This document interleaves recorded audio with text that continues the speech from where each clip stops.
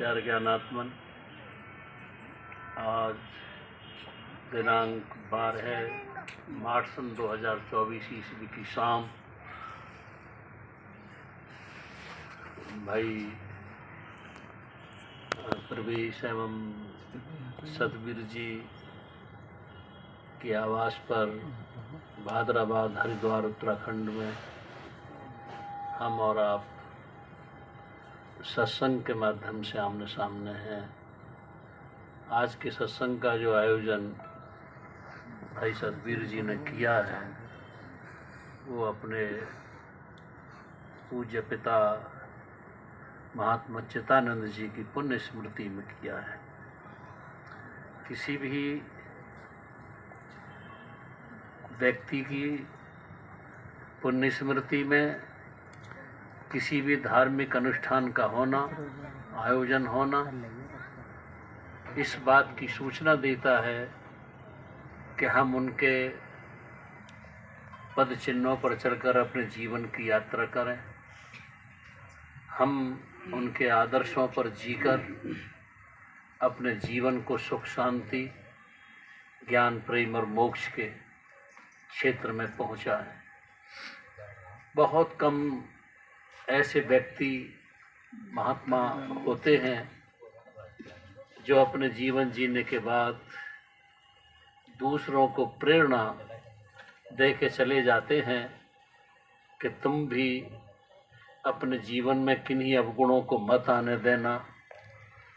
आज के आधुनिक और वैज्ञानिक और भौतिकवादता के युग में आदमी बहुत अवगुणों ने घेर लिया है। शराब है, मांस है, जुआ है, व्यभिचार है और अब तो सबसे ज़्यादा खतरनाक चीज़ मोबाइल भी चल गया है। जो अन्वेषण विश्लेषण करने वाले लोग हैं उन्होंने रिजल्ट निकाला है कि आज व्यक्ति का 7.5 घंटे मोबाइल देखने में व्यतीत होता है। 7.5 घंटे सारे कामों को छोड़ देता है और 7.5 घंटे उसके मोबाइल देखने में लग जाते हैं। बच्चों के बारे में तो यहाँ तक कहा जा रहा है कि आज माता पिता उनसे छुटकारा पाने के लिए, उन्हें खिलाने या शिक्षा देने के लिए समय न लेकर मोबाइल हाथ में थमा देते हैं और बच्चे लोग ये रहते हैं। और इसका दुष्परिणाम दिखने लगा है। पहले अमेरिका जैसे देश में कुछ लोग विक्षिप्त हुआ करते थे। आज एनालिसिस करके विद्वानों ने निष्कर्ष निकाला कि प्रत्येक घर में एक आदमी मानसिक विक्षिप्त जरूर होगा जो मोबाइल को ज़्यादा यूज करते हैं। उनकी लर्निंग पावर क्षीण हो जाती है, मस्तिष्क के स्नायु निष्क्रिय हो जाते हैं और वो बहुत सी बातों से बेखबर रहता है। पहले आदमी किताबों के माध्यम से अपने मस्तिष्क को एक कंप्यूटर बना लेता था, गणित के हिसाब लगा करके बताता रहता था। आज अगर किसी को 3 और 11 जोड़ने की बात है तो बुद्धि से नहीं लगाएगा, मोबाइल से निकालेगा कि 14। तो मोबाइल से भी ज़रा सावधान रहो। मोबाइल ने भी तुम्हारी नैतिकता, तुम्हारे विचार, तुम्हारी आध्यात्मिकता, तुम्हारे आचरण, तुम्हारी सोच बदल दी है। तो ऐसी स्थिति में अगर कोई अच्छा आदमी हमारे परिवार में जन्म ले लेता है और अपने जीवन की यात्रा इन अवगुणों से बचता हुआ आध्यात्मिक धार्मिक जीवन जीकर चला जाता है तो वो अपने परिवार को एक प्रेरणा दे जाता है कि तुम भी मेरे आदर्शों पर जीकर इन अवगुणों से बचते हुए भौतिकवादता, आधुनिकता, वैज्ञानिकता के परिप्रेक्ष्य में जीते हुए अपने जीवन को धार्मिक बनाना। धार्मिक तुम्हारे जीवन की सुगंध होती है। जिस जिंदगी में से धार्मिक धर्म खत्म हो जाता है, स्वच्छंद जीवन जीना शुरू कर देता है प्राणी, वो जीवन जीते जी नरक बन जाता है। कुछ क्षण, कुछ समय के लिए वो समझता है कि मैं सुखी हूँ, मैं सफल व्यक्ति हूँ, लेकिन अंत परिणाम जो होता है उनका दुखांत होता है, पतन होता है और अज्ञान और अधर्म के स्रोत में पहुंचाता है। इसलिए किसी भी व्यक्ति के आध्यात्मिक जीवन से प्रेरित होकर अपने जीवन को जियो, पहली बात। इसके बाद जब तुम परमात्मा में अपनी आस्था रखते हो, परमात्मा को अपने जीवन में एक श्रेय देते हो, तो तुम बहुत सी बुराइयों से बच जाते हो। जीवन की दिशा दो होती है। एक तो दिशा ये होती है कि तुम औरों की तरह, समूह की तरह जिंदगी जीना शुरू कर देते हो। हम हिंदू घर में जन्म ले लेते हैं, मुसलमान घर में जन्म ले लेते हैं, ईसाई घर में जन्म ले लेते हैं, पारसी, यहूदी, बौद्धिस्ट किसी भी घर में जन्म ले लेते हैं। तो जन्म लेने के बाद ही हमें उस समूह, संप्रदाय, मत के अनुकूल संस्कार डालने शुरू कर दिए जाते हैं। हम हिंदू तोते बना दिए जाते हैं, मुसलमान तोते बना दिए जाते हैं, ईसाई, पारसी। तो वो समूह जैसे करता है ऐसे ही हम करते चले जाते हैं। समूह जैसे पहनता है हम पहनना शुरू कर देते हैं। समूह जिस भाषा में बोलता है हम बोलना शुरू कर देते हैं। समूह जिस पद्धति से अपनी उपासना, साधना, भजन, ध्यान परमात्मा की करता है, इबादत करता है, प्रेयर करता है, ऐसे ही हम करना शुरू कर देते हैं। समूह जैसे कपड़े पहनने शुरू कर देता है, नीले, पीले, हरे पर काले, ऐसे हम पहनने शुरू कर देते हैं। समूह जैसे देखा देखी उपासना, साधना करता है, हम करते रहते हैं। तो एक तो जीवन होता है प्रार्थना करने का समूहगत, समूह के साथ साथ। समूह जा रहा है कहीं, हम भी जा रहे हैं वहीं। समूह जैसी क्रिया कर रहा है, समूह जैसी साधना, प्रार्थना, उपासना कर रहा है, ऐसे हम कर रहे हैं। तो एक होता है व्यक्तिगत, एक समूहगत प्रार्थना होती है व्यक्तिगत। हम अकेले जन्म लेते हैं माँ के गर्भ से, और अकेले ही हम मरते हैं जीवन की यात्रा करके। न समूह हमारे साथ पैदा होता है, न कोई जाति पैदा होती है, न कोई संप्रदाय हमारे साथ पैदा होता है, न कोई संबंधी जो हमारे आसपास होते हैं ये पैदा होते, अकेले पैदा होते हैं। और जीवन की यात्रा पूरी करके जब हम मरणासन्न होते हैं, मृत्यु को प्राप्त होते हैं, तब हम अकेले ही मरते हैं। और जब मरते हैं अकेले, तो उस समय पर हमारे समूहगत प्रार्थना, आस्था सब पीछे रह जाती है।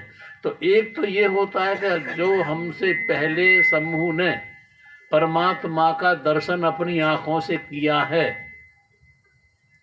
उन्हीं आंखों के दर्शन को हम अपनी आंखों का देखा हुआ दर्शन मान लेते हैं। जिन कानों ने परमात्मा के कलाम को, परमात्मा की आवाज़ को, महावाक्यों को सुना है, उन्हीं कानों की आवाज़ को सुने हुए को हम अपने कानों से सुना हुआ मान लेते हैं। यानी दूसरों की आंखों का देखा हुआ परमात्मा हम अपनी आंखों का देखा हुआ परमात्मा मान लेते हैं, और दूसरे कानों के सुने हुए परमात्मा की आवाज़ों को हम अपने कानों की सुनी हुई आवाज़ मान लेते हैं। और इसी उससे जीवन जीकर हम चले जाते हैं। एक होता है कि जिन्होंने समूह के साथ न करके अपनी आँखों से परमात्मा को स्वयं का अनुभव किया है, अपनी आँखों से परमात्मा के दीदार किया है, दर्शन किया है, अपनी कानों से परमात्मा के आवाज़ को सुना, उसे व्यक्तिगत कहेंगे। ऐसे लोगों में कुछ लोग ऐसे हुए हैं जो समूह की गति चाल न चल के वो अपने व्यक्तिगत, अपने जीवन के स्वयं के अनुभव करने के लिए बुद्ध हुए। उन्होंने किसी की आंख को देखा हुआ परमात्मा अपनी आंख का देखा नहीं माना। राजपाट छोड़ने के बाद में बोधि वृक्ष गया, मैं जो बिहार में पड़ता, वहाँ बैठ के ध्यान मग्न में और अपनी आँखों से अपने प्रकाश को, अपने आवाज़ को सुना। भगवान महावीर थे, भगवान बुद्ध थे, जरथुस्त्र से, लाओस से थे, उधर सुकरात थे, उधर प्लेटो थे, उधर जो है मौलाना रूम थे, हाफिज कलंदर साहब थे, और ये शम्स तबरेज़ थे, उधर हमारे कृष्ण थे, हमारे राम थे, या हमारे कबीर थे, हमारे नानक थे, हमारे रविदास थे, पलटू थे, हमारे स्वामी जी महाराज थे। इन्होंने सब ने अपनी आँखों से परमात्मा को अपने भीतर अनुभव किया, स्वानुभव किया, और अपने भीतर परमात्मा की आवाज़, जैसे गैवी आवाज़ कहते हैं, जैसे ग्रेट नेम, हॉली नेम, सीक्रेट नेम, हुक्म कुल कुदरत, कलाम इलाही, पाक नाम, इसमें आज़म नाम उससे बयान किया, उन्होंने सुना। तो जब आप अपनी आँखों से परमात्मा को देखने के लिए स्वानुभव करेंगे, साधना करेंगे, ध्यान करेंगे, आप अपने कानों से परमात्मा की गहरी आवाज़ को सुनने का अभ्यास करेंगे, तो आप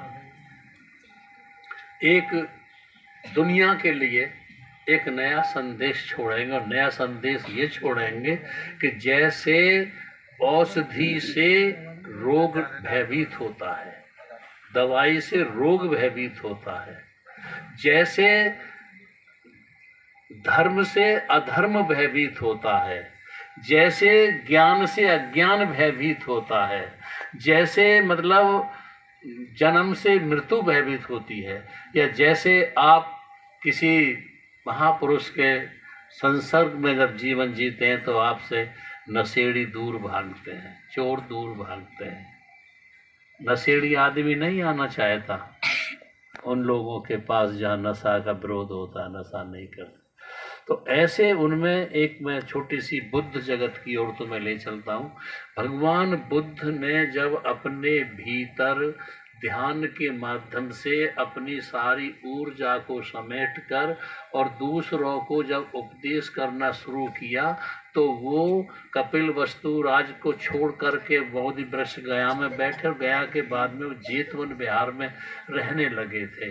तो जो वैसे लोग थे, समूह को, जो पाखंड को, जैसे किसी विश्वास दर्शन से भयभीत होता है, पाखंड बोध से भयभीत होता है, तो बुद्ध के बारे में लोगों ने चर्चा शुरू कर दी कि ये तो पाखंडी है, ये ईश्वर को नहीं मानता, ये तो लोगों को गुमराह करता है, और इसके जो भक्त थे, उनके जो महात्मा थे, ये बैल हैं, ये तो नारकीय हैं, नरक में जाने वाले हैं, ये तो पाखंड को बढ़ावा दे रहे हैं। तो वो अब माँ बाप अपने बच्चों को जेतवन की ओर, बुद्ध की ओर नहीं जाने देते थे कि तो मोहम्मद जाना, तुमको शपथ दिलाते हैं, किस्म खाते हैं, कभी भी उस बुद्ध की बात मत सुन लेना, कभी जेतवन विहार मत चले जाना। लोग माता पिता की बात मानते ही उनको शपथ दिला दी, नहीं जाओगे, बच्चे भी नहीं जाते। एक दिन ऐसा हुआ कि बच्चे खेलने के लिए गए थे, और खेलने के लिए जाते जाते प्यास लगी, और प्यास लगने के लिए, प्यास बुझाने के लिए जेतवन विहार में प्रवेश कर गए बच्चे। भगवान बुद्ध वहाँ थे, बच्चों को प्यार दे करके उन्होंने, भगवान बुद्ध ने उनको पानी ही जल का प्यास, पानी से ही प्यास नहीं बुझाई, बल्कि उन्होंने अपना इतना प्रेम पिलाया उनको, इतना जो ज्ञान पिलाया, इतना उनको सत्य पिलाया, इतना उनको जो के बच्चे शांत हो गए। और बच्चे शांत होकर तृप्त होकर के चले गए, और फिर लुक छिप करके उनके पास आने लगे बच्चे। जब बच्चे आने लगे, क्योंकि उनको आंतरिक संतुष्टि मिलती थी, आंतरिक प्यास मिटती थी, आंतरिक बोध जागृत होता था उनको। और वो जो महात्माओं के, उनके साधुओं के लिए जो लोग तरह तरह की बात कहते थे कि ये तो बैल हैं, ये तो नारकीय हैं, ये तो एक वो है, तो वो आनंद उनके साथ रहता था। आनंद ने कहा साहब कैसे करें, इस इलाके के लोग तो हमें बहुत बुरे बुरे तरीके से गालियाँ देते हैं, भद्दी गालियाँ देते हैं, भद्दे हम पर आरोप लगाते हैं, और हमें न जाने क्या क्या कहते हैं। ऐसा न करें कि हम इस क्षेत्र को छोड़ करके कहीं दूसरी जगह चलें। जब ये आनंद ने उनसे कहा कि दूसरी क्षेत्र में चलें, तो बुद्ध ने एक बड़ी प्यारी बात कही थी। उसने कि आनंद, अगर हम इस इलाके को छोड़कर चले जाए, इस क्षेत्र को छोड़कर कहीं अन्यत्र चले जाते हैं, तो इन्हीं प्रवृत्ति के लोग तो हमें वहां भी मिलेंगे। ये जमीन खाली नहीं है, दुष्प्रवृत्ति के लोग भी इसमें रहते हैं, और इसमें इस ऐसी प्रवृत्ति के लोगों में जीते हुए शराबियों में, कबाबियों में, ज्वारियों में, भंडारियों में, लफंगों में और झूठों में और ऐसे नास्तिकों में, अधार्मिक लोगों के बीच में रहकर ही तो तुमको अपनी जिंदगी जीनी है। अगर तुम ऐसे लोगों से परहेज करके जब कहाँ जाओगे, किस जगह तुमको ऐसे लोग नहीं मिलेंगे। इसलिए तुम ऐसे माहौल में रहते हुए अपनी आत्मिक तत्व पर स्थिर हो, और ऐसे लोगों के बीच में रहते हुए तुम शराब से, मांस से, जुआ से, इन बुराइयों से बचकर ऐसे अधार्मिक और नास्तिक लोगों के बीच में रहते हुए तुम अपनी चेतना को, अपनी आत्मा को परमात्मा से जोड़ने का अभ्यास करते रहो। अगर तुमने ये सोचा कि तो चले कहीं सुख शांति की जगह मिलेगी जहाँ ऐसे लोग ना हो, तो पूरी दुनिया में कहाँ जाओगे तुम? कहाँ ऐसी जगह मिलेगी जहाँ तुमको सब धार्मिक लोग ही मिले? नहीं, इन अधार्मिक लोगों के बीच में, इन ऐसे ही कुकृत्य करने वाले लोगों के बीच में, ऐसे ही परमात्मा को नकारने वाले लोगों के बीच में रहकर तुमको साधना करना है। तुमको अपना खाना पीना सुधार के रखना है, अपना आचरण सुधार के रखना है, और अपना जो भी जीविका का साधन करते हो, चाहे खेती करते हो, बिजनेस करते हो, सर्विस करते हो, चाहे शिक्षांत करते हो, जो भी काम करते हो वो सब कुछ काम करते हुए शाम को, दोपहर को, रात को, सुबह को, जब भी तुम्हें समय मिलता है, कुछ देर बैठ करके अकेले होकर, अकेला होना, एक दिन मरना है तुमको, अकेले मरोगे, तो अकेले होकर के परमात्मा के लिए कुछ भी, अगर किसी गुरु की शरण में जाकर के बैठना सीख जाते हो, ध्यान कराना सीख जाते हो, तो it is your good luck, ये तुम्हारा अच्छा सौभाग्य होगा। और यदि ऐसे नहीं जाते तो खुद अकेले बैठो, और बैठकर अकेले हो जाया करो। तो तुम जब अकेले हो जाया करोगे, और अकेले होने के बाद में जब तुम ध्यानस्थ उठोगे, तो तुमको एक दूसरी शांति मिलेगी, एक प्रेम मिलेगा, ज्ञान मिलेगा, जिंदगी की एक सुगंध तुम्हारे भीतर पैदा होगी। और जब पैदा होगी तो इसे हम कहते हैं चाइल्ड फील्ड। जब तुम कहीं निकलते हो, अच्छा आदमी कहीं निकलता है, तो उसकी अच्छाइयों की रेजिज किरणें जो है दूसरों को प्रभावित करती हुई निकल जाती हैं। तो तुम बस दो बातें ध्यान रखना। आज हम सतबीर जी के आवास पर आए हैं, उन चितानंद जी महात्मा जी की पुण्य स्मृति की दौड़ में आए हैं। बस दो ही संदेश देना चाहते हैं। अगर भूल से तुमने शराब पीनी शुरू कर दी है, मांस खाना शुरू कर दिया है, जुआ वगैरह तुमने खेलना शुरू कर दिया है, तो यहाँ रह करके जाना कि आज के बाद हम इन शराब मांस आदि का सेवन नहीं करेंगे।